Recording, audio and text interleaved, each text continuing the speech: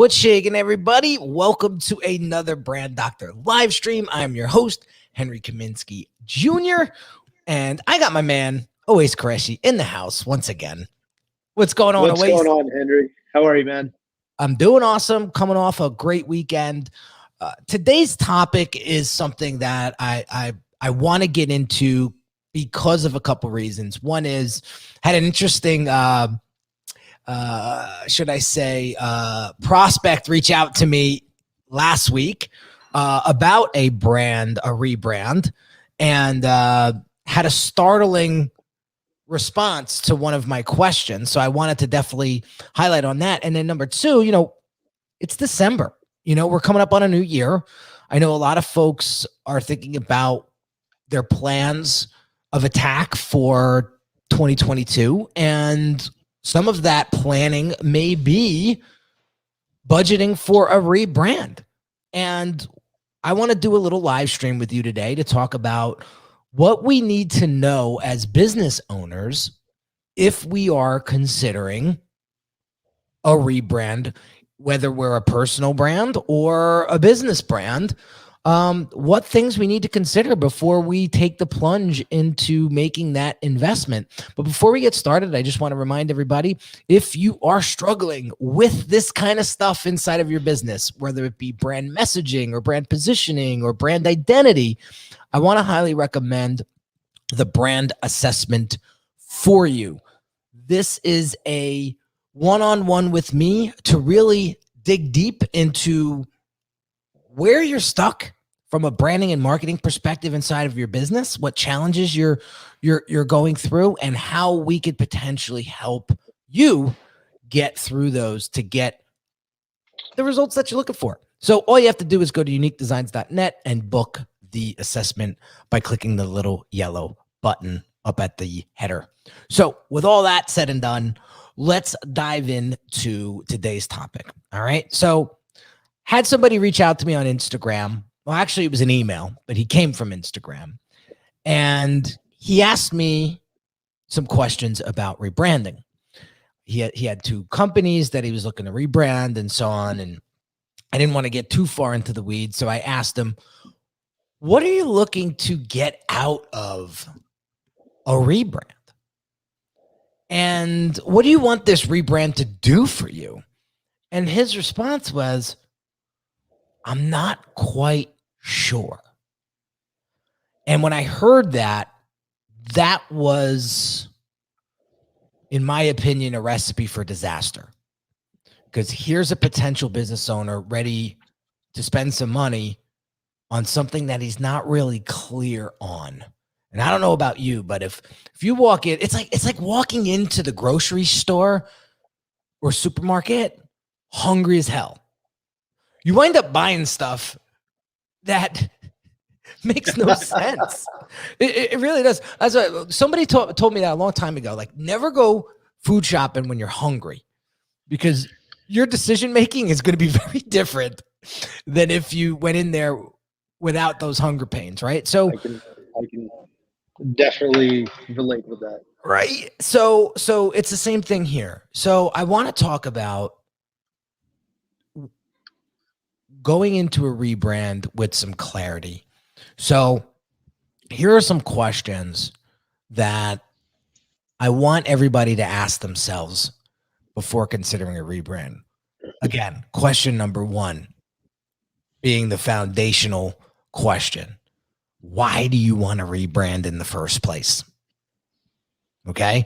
Is it that you're pivoting to a different market segment? Is it your brand looks really outdated and amateur? Is it you're rolling out a new product or service offering that needs to be branded itself? So what exactly are you branding for? And I just want to encourage everybody that's watching live, if you have questions, drop them in the comments. This is a dialogue. This isn't a monologue. So if you have any questions that are popping up in your head, please drop them in the comments, and Owais and I will tackle them. So those are some of the questions that I would challenge you guys to ask yourself before you dive into a rebrand. Anything you'd like to add, Owais? Yeah, I mean, again, a couple of the things that you were talking about, either expanding to a new marketplace, or just your ideal clients are changing. When you first started out, like typically both you and I serve clients that are usually at the 5 year mark plus, Mhm. right?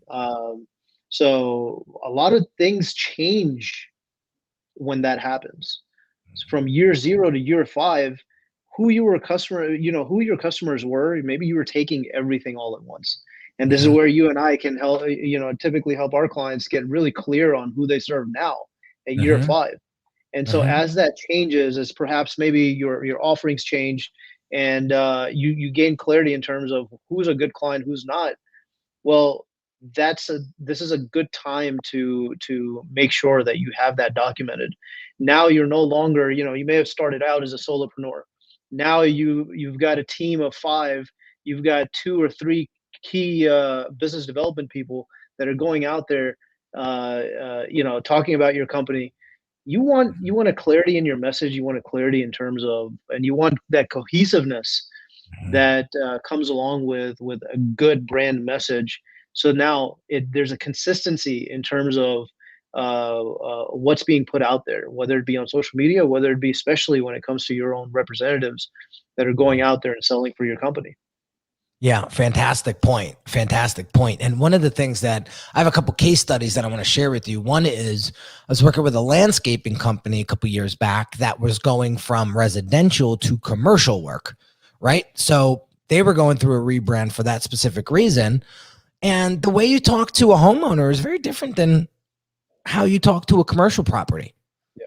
right? There's so many differences in that, right? So he wanted to get away from the mom and pop look to look more of a corporate look, and not just his website, not just his logo, not just his identity, but the way he was positioning himself, the Yeah. way he was uh, branding himself from he wanted a more corporate look. So all of that needed to be transformed, if you will. So that's a perfect example. The other example was I had a personal brand couple 2 years ago come to me and say, I need a whole new refresh of my personal brand because what I'm working with right now and the clients that I'm serving right now, if I were to go to more of the mainstream entrepreneurial market,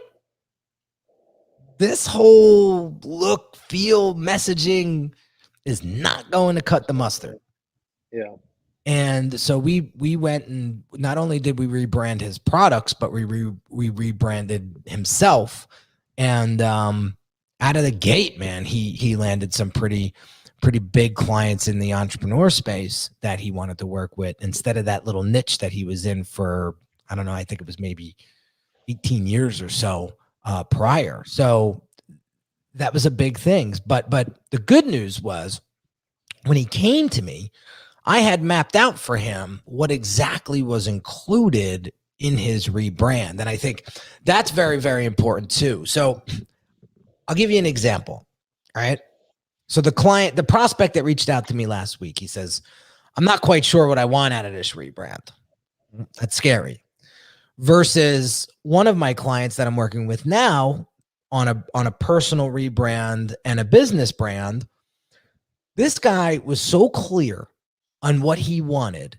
He literally emailed me a wish list of what he was wanting out of a rebrand. I mean, he talked about social media identity, he talked about a website, then he said I want another website just for the product if need be. He had this laundry list. He wanted a podcast design, the whole thing, right? And I was like, here's a guy that has clearly invested some time into research and thought before reaching out to somebody like me. So he was way more prepared. So I told him, I said, yeah, we could do all of this. Some of the stuff I don't know, you might not even need, after we get through. There's some stuff that we might be able to consolidate here. right? So two completely different types of people. And so the reason why we want to do this video today is kind of to prepare you, for some of the hidden I hate to use the word cost, right? But like some of the hidden costs in rebranding, because it's an overhaul. It's an overhaul, and you have to pay attention to that. All right. So what are some assets? I'm going to flip this back over to you always.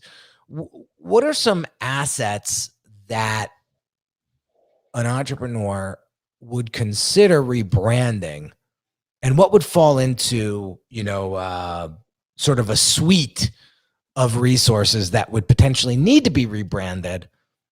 And then we could talk about costs on the back end of that. Yeah.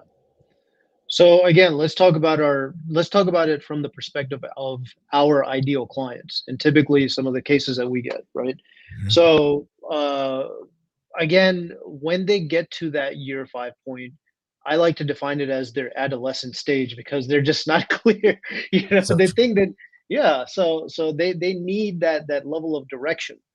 And so what they're looking for is a more formalized way to get themselves out there. Obviously, messaging is one of it, but they need consistency across the board in terms of what their website looks like, mm-hmm. what their marketing material looks like, what their emails look like, what their social media. So typically, what our suite of that packaged product looks like is essentially, of course, we'll put together a brand playbook, and out of that brand playbook will inform what the website will look like. It'll inform what the social media looks like, and email and some of their marketing material. So, and then again, the stationery, which is pretty standard, but some take advantage of that. Obviously, today, and everyone's going more on digital, but there are times where some of our clients will still want their stationery, their business cards and folders and all that. So depending on what their packaging looks like, we'll put that in as well. Yeah. Well, a lot of the print collateral now, like you mentioned, has now transferred or matured into more of a digital thing. And I had a question today from a client. He said, when I came on board the Brand Accelerator program with you, you had everything like assessment to promise agreement to first call setup and everything was branded, right? And he was like, I want to know, like, did you brand all of that inside of DocuSign? And I was like, no. DocuSign is just the signature platform that I use to get my documents signed. I've branded my documents in a way that's quickly interchangeable and quickly editable, and that gets uploaded into DocuSign. So he was like, man, it just, everything looked so fresh and clean, like, and it was seamless. It was so seamless. And so I said, yeah, so you might not be designing and printing letterhead anymore, but you may have contract agreements that you want branded instead. That's right. Right. And exactly. So those are some of the assets. So let me give you a laundry list of some of the things that we offer through the Brand Accelerator program that allows people to get an understanding of, well, what's all included in a rebrand, right? Yeah. So brand strategy, number one, top of the list. You can't do anything else without a strong brand strategy.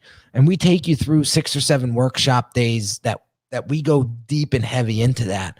So that, again, like always said, it'll help you inform all of the design decisions that you make later on, what needs to get created, what doesn't need to be created, etc. Right? So out of the brand strategy, your messaging is going to be more clear and more sharp, right? Your positioning is going to be considered in that brand strategy as well. Okay. We also want to look at business growth initiatives from 3 different angles: revenue, efficiency, and awareness. Well, Henry, what does that have to do with branding? Everything. What needs to be branded in order to crush those 3 segments of your business. All right.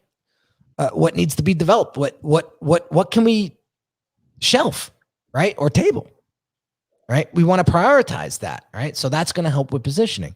Obviously, now this is more of the basic stuff, but logo design, website design, funnel design, social media identity, Awais just mentioned, right? What are you looking like online across all platforms? Podcasts, LinkedIn, YouTube, Twitter, the whole 9, right? That all needs to be super consistent. Here's one that people overlook, especially the consultants and the personal brands, right? What about an update to your personal brand photos? I know people that are still using their photos from 10 years ago. And it's actually deception, in my opinion. Yeah. Right? Yeah, that's misleading.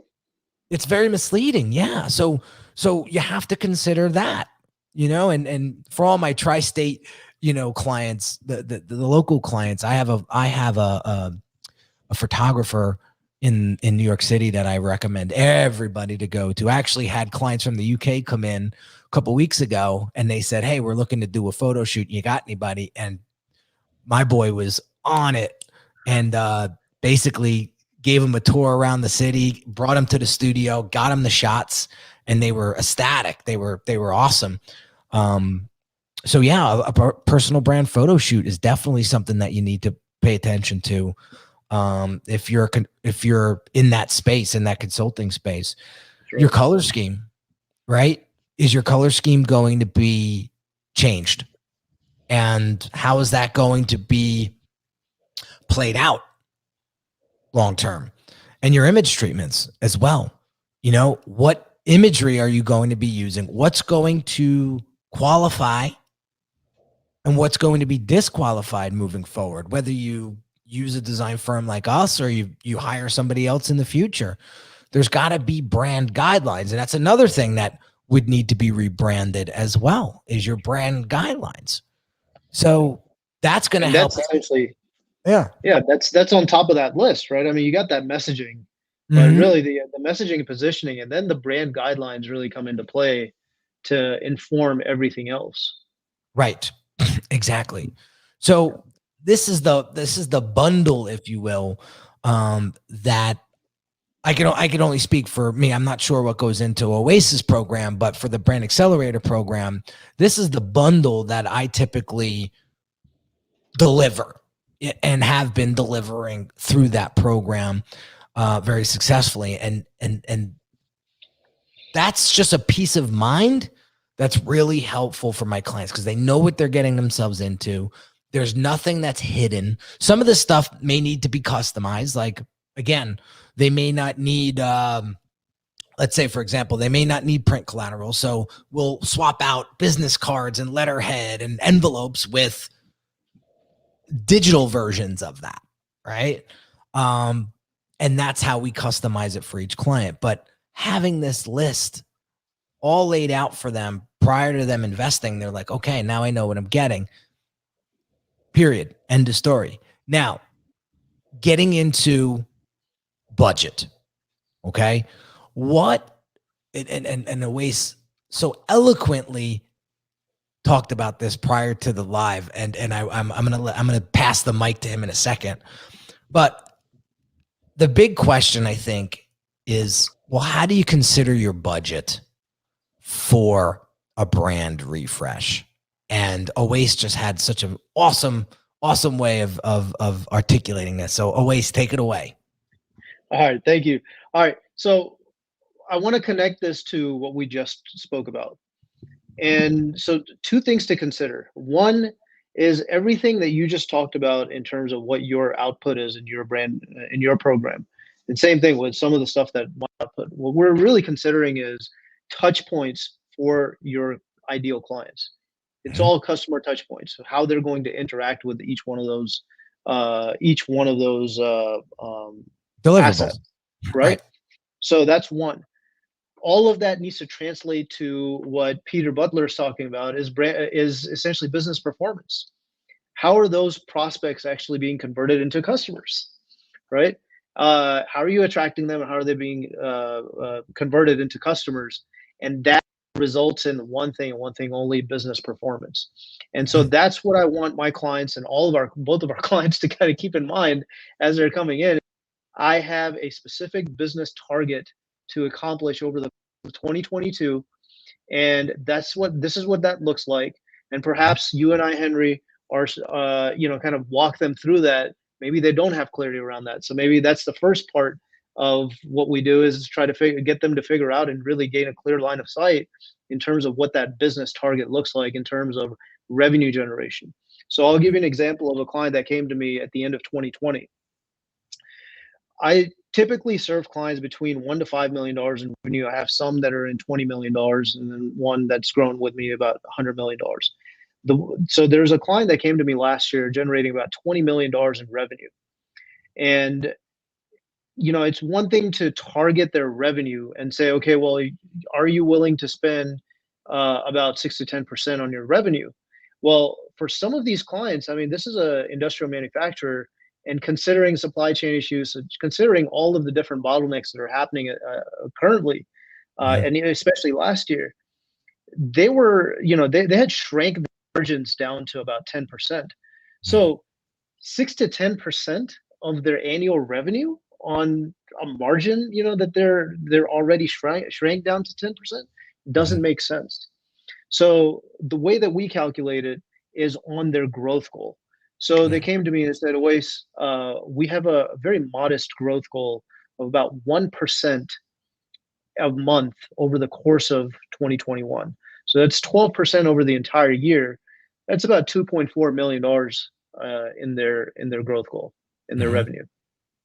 So we're like, okay, well, let's benchmark that and put a 6 to 10%, or calculate even, let's say, let's only invest about 6% towards that. Sure. So now we have something that works in terms of a brand refresh for a $20 million company that is palatable. That is something that is doable. And then, at that point in time, we're doing brand strategy and we're doing visual identity. That third piece is then when we can come back in terms of brand awareness, is when we can come back and recalculate on their growth goal and say, okay, well, now how much are you wanting to spend in terms of actually getting this out to the market and talking to your clients. But the first two pieces are that 6 to 10% on their growth goal. That's amazing. See, that's a great way to estimate a budget, right? Yeah. Before we move on, I just want to say, I want to give a huge shout out to my girl Liz Benny's in the house, all the way from New Zealand. It's probably early as hell over there. So good morning to you, my friend. Thanks for joining us today. Good morning. Yeah. So Liz and I go back the ClickFunnels days and the Russell Brunson's Inner Circle days. We go back a few years now. Jesus, wow. Time flies when you're having fun. Let me tell you.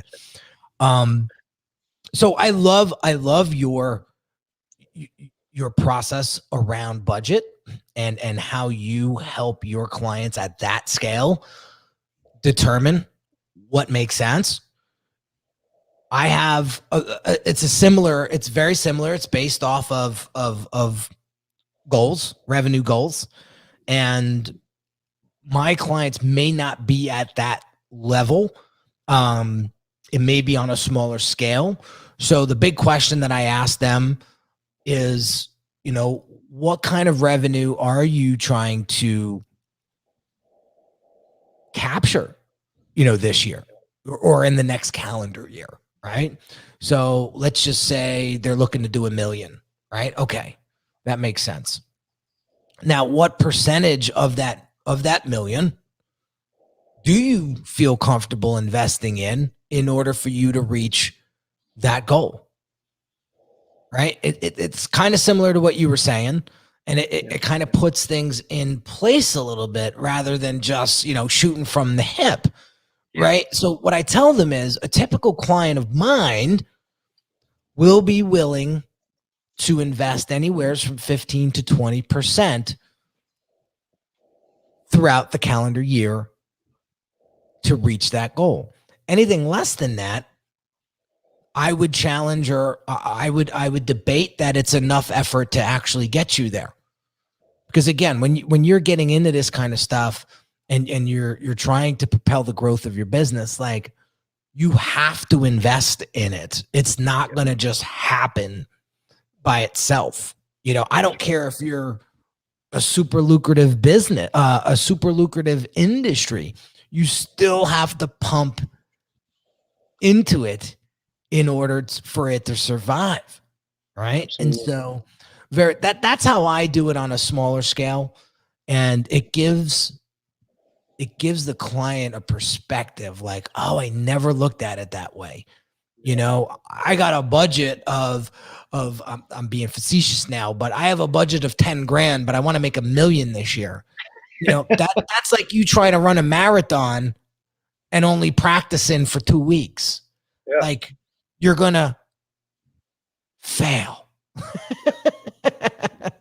Or, you know, driving out of the state of Texas, from east to west with just $10 Right. of Yeah, gas. you're never gonna make it. I'll give you another funny example. This is more on the personal note, right? So when I was in college, my summer job was a lifeguard, and I was lifeguarding at these water parks. It wasn't like a boring like community pool or anything like that, right? This was like 2 big water parks. One was Dorney Park and one was Camel Beach up in the Poconos in Pennsylvania. So I remember, so I did that for 3 years, but the first year was eye-opening to me. Okay. You have to take a physical exam to pass, right? Now, I've been swimming since I was 2 years old, so I was always a strong swimmer, right? But there were A leagues, like in the lifeguard world, there were A leagues and B leagues. Okay. So it was a 2-day thing. It was a 2-day exam. So you go to like the YMCA, and you have to go through this physical exam, right? So here I am, year 1, never took into any consideration at all to practice lapping, because you had to do 10 laps in an Olympic sized pool under X amount of minutes. I forget exactly how many minutes it was, right? And you had to complete them in order to get into the A league. If you miss that, you're automatically put into the B league, right? So here I am, my first year trying out as a lifeguard. We come to the laps part of the exam. I hop in. I'm super pumped. I'm like, I got this. You know, lap 2, I start dying. Oh man. I am like dead, right? If I remember correctly, I don't even think I finished the 10 laps. I think I bailed out at like 7.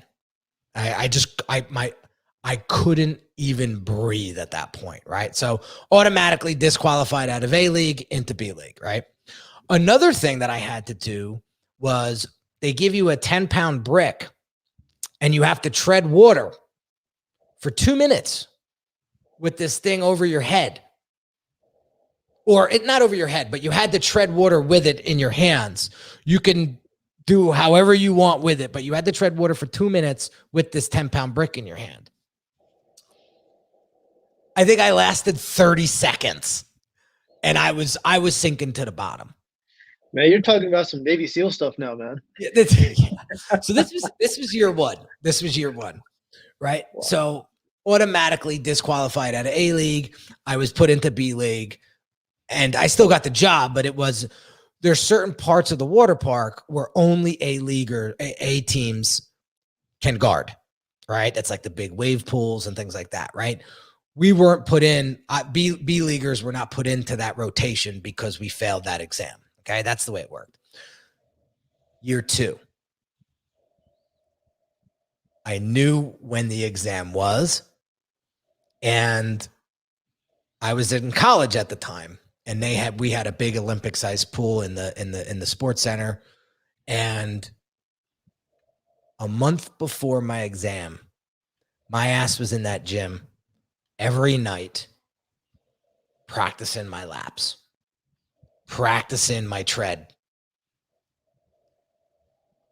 I got to the exam. I hit record-breaking lap time. I think I did 10 laps in 6 minutes or something like that. I was fast as hell.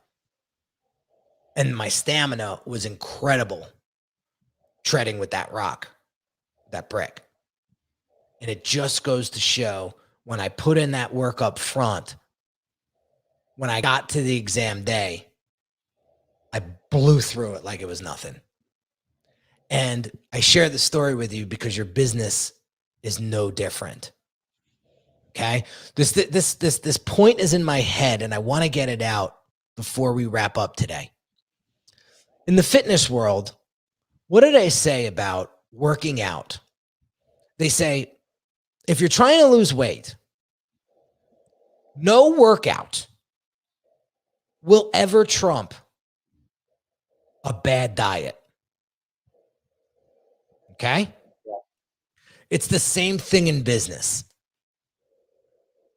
No course, no website, no logo, no funnel, no coaching program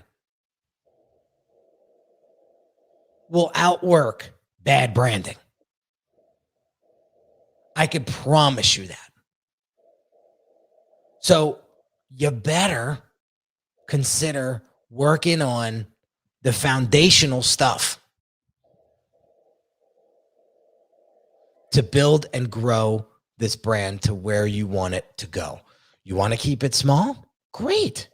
There's nothing wrong with that.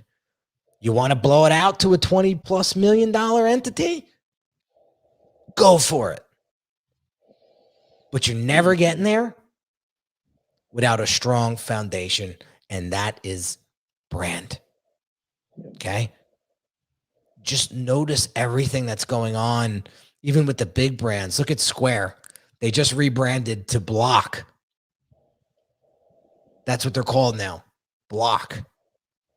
That's right. That's right. Right? That's going to go through a huge rebrand. So, but they're focusing in on the basics. They're focusing in on the basics. So I see I see Michelle down here as a former personal trainer. She says this is spot on. Yeah. And I always try to relate,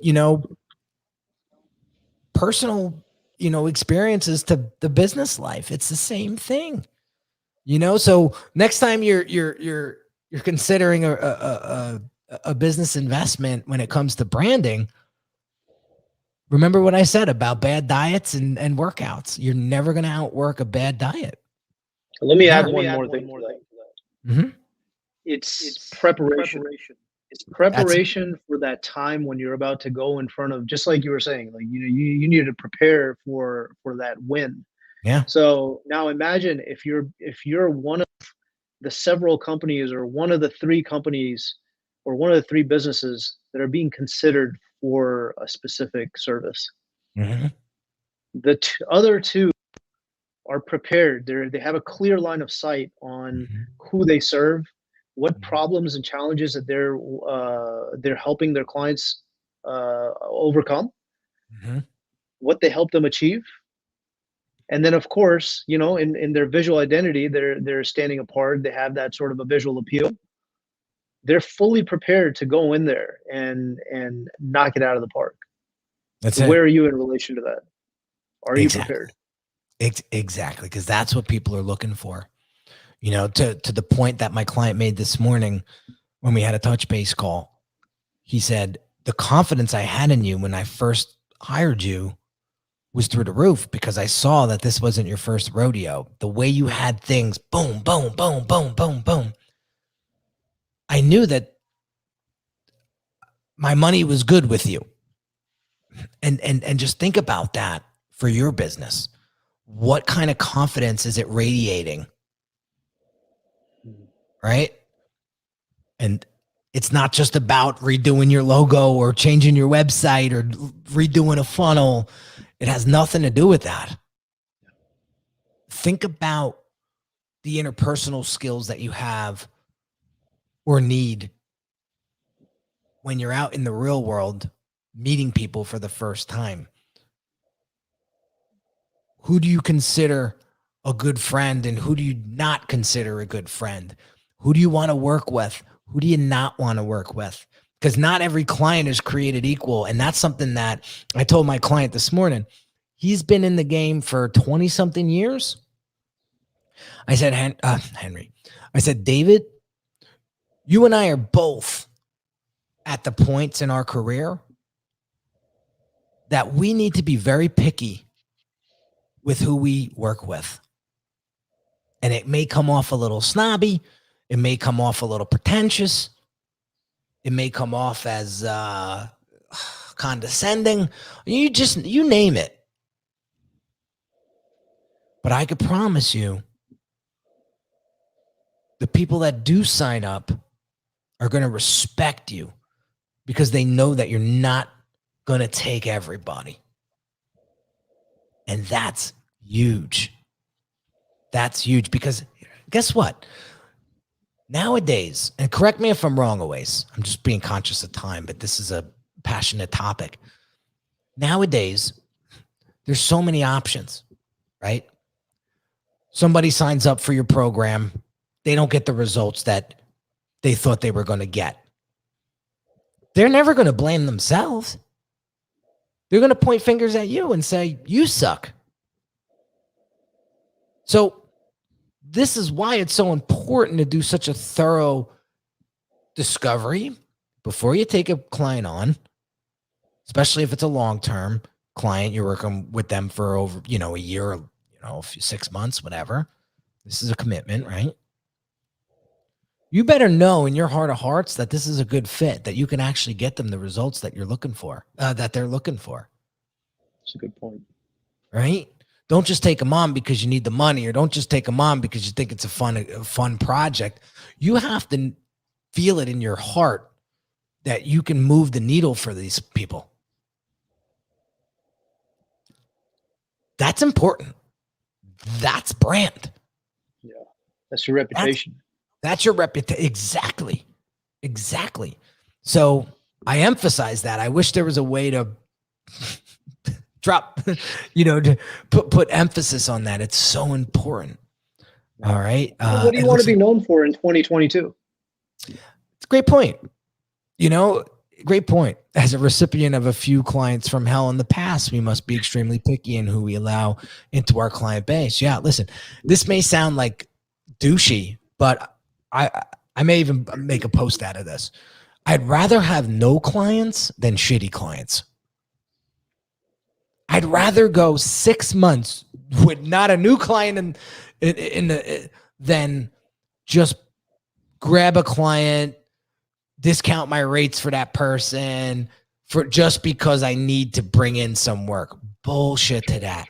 I'd rather go no clients at all than to bring a client on that I don't think I can help, or I just need the money, because that's going to blow up in your damn face. Absolutely. So quickly. So I don't want to go. We try to keep these to 30 minutes. So we are at our threshold. But I appreciate everybody tuning in today. Michelle and Peter and Liz Benny and those folks there. Let us know your biggest takeaway. If you're new to the show, make sure that you subscribe on YouTube, because we do this every Monday and Wednesday, 2 p.m. Eastern. And we love to have you come on board live with us to have this open discussion.